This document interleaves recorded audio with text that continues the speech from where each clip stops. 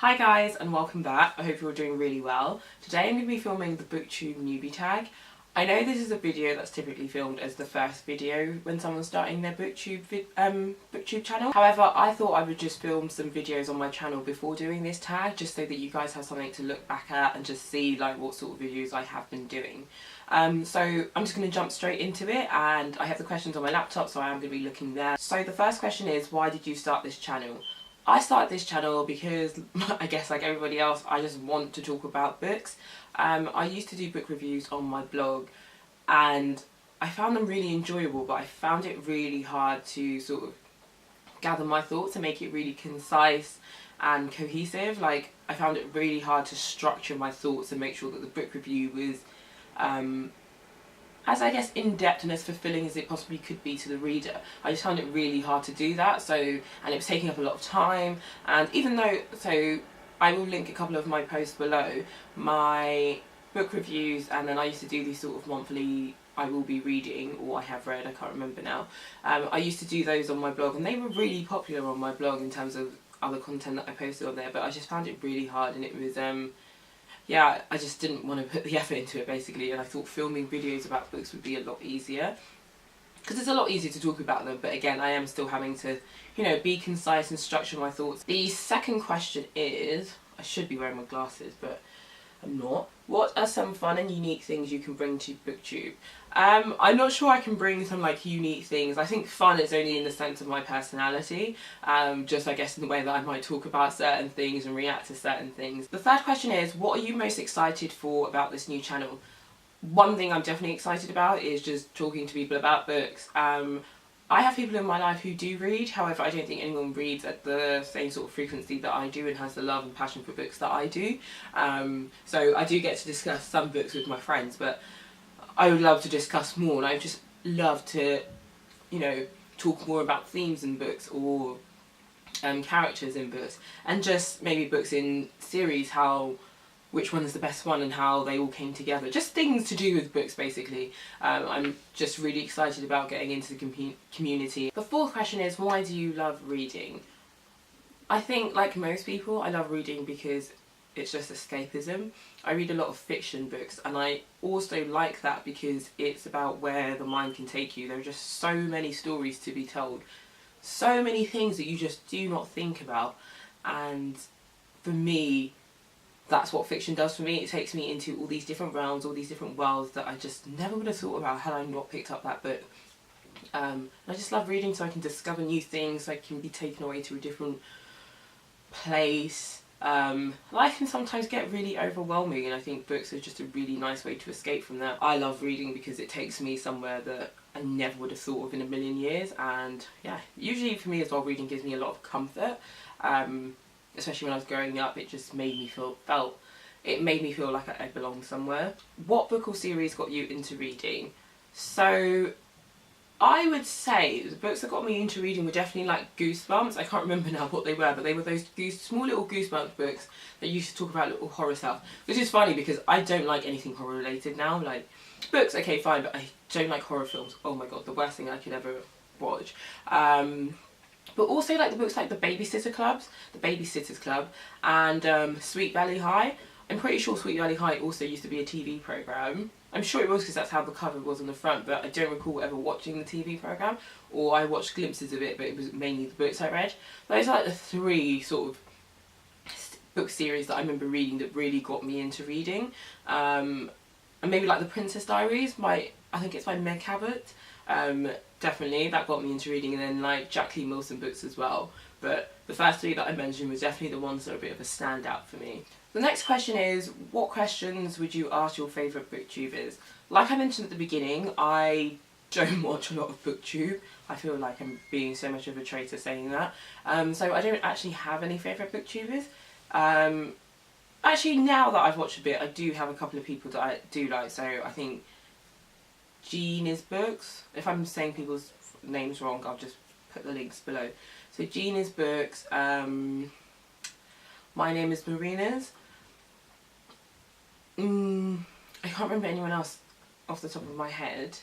But I will link people below that I've started to like. I don't really have any questions to ask them. I just find them really cool. The next question is, what challenges do you think starting a booktube channel will be the hardest to overcome? I have already encountered a challenge that I hope I'm overcoming. So one of the things that I didn't realise when I first started filming videos was how long I can talk for. So if you look back at my videos, you'll notice that a couple of them are split into two. I just didn't realise I was talking for that long, and I just thought, oh yeah, I can edit all of these bits out. But upon having them edited, I was like, okay, I really need this bit to be kept in, and I need that bit to be kept in. And that's when I realised, actually, I need to be a bit more concise in my thoughts and what I'm saying. So that's definitely been something that's been hard to overcome, but then also not, because once you're in that right frame of mind to know that you just need to say less but be more impactful with your words, it becomes a lot better. One of the challenges I'm having is the momentum to keep going, just because it's really hard like finding the time to film a video. But then also I have a blog that I run, and I try to post 4 times a month, but that doesn't always happen.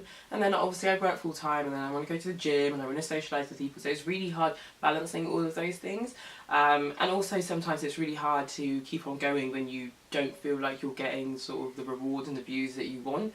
And I know that's just to do with timing. You need to persevere and keep on going, but I think it's really hard to find that motivation to keep on going. But I'm going to do it because I like talking about books, and I have so many ideas that I want to do. So I'd rather try out all the ideas that I want to do before I feel like, okay, I'm not going to do this anymore.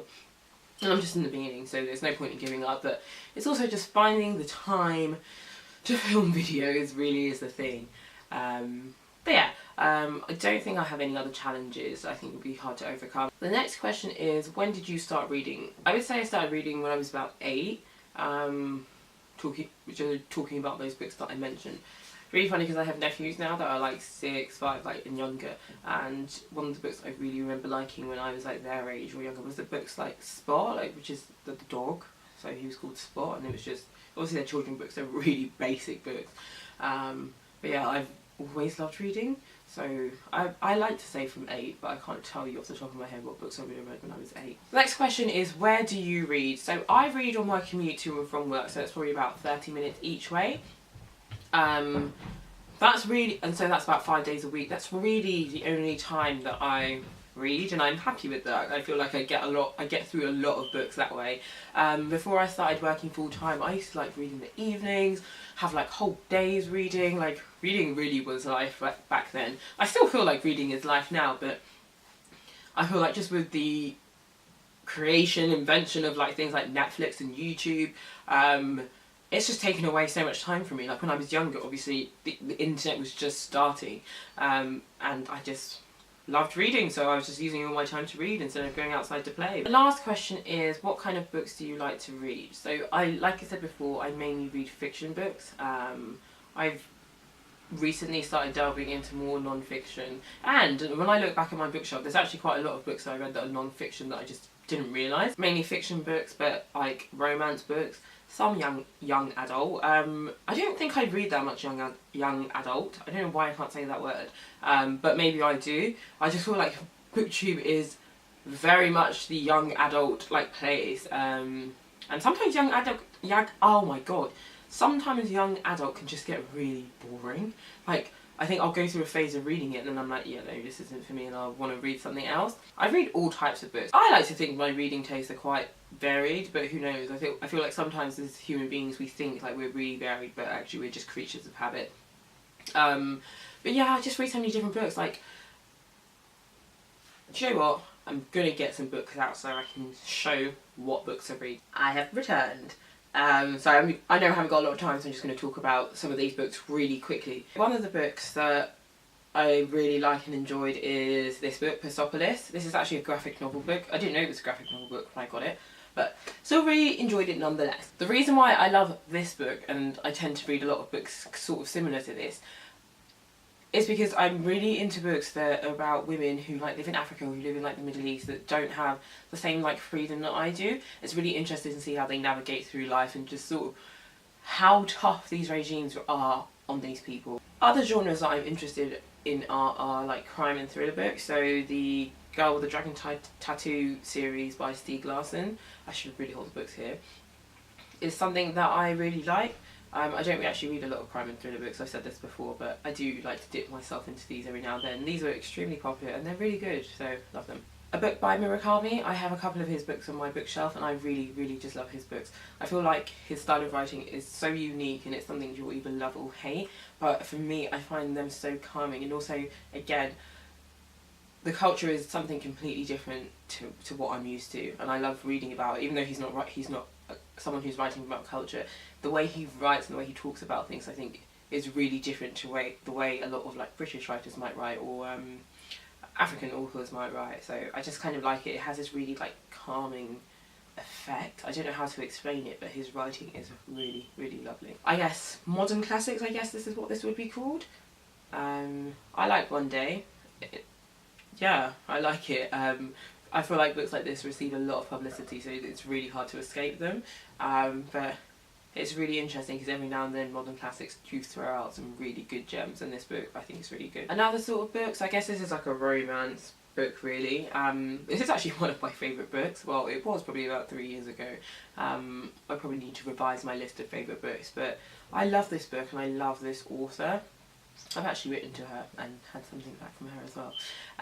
But again, yeah, sort of romance novels, stories that tie people from different backgrounds together, especially when the author themselves has experience of these different backgrounds. I love things like that, and books that are centred on women. This involves four women. Self-help books. I read a lot of self-help books. I might have to do a video like my top 5 self-help books.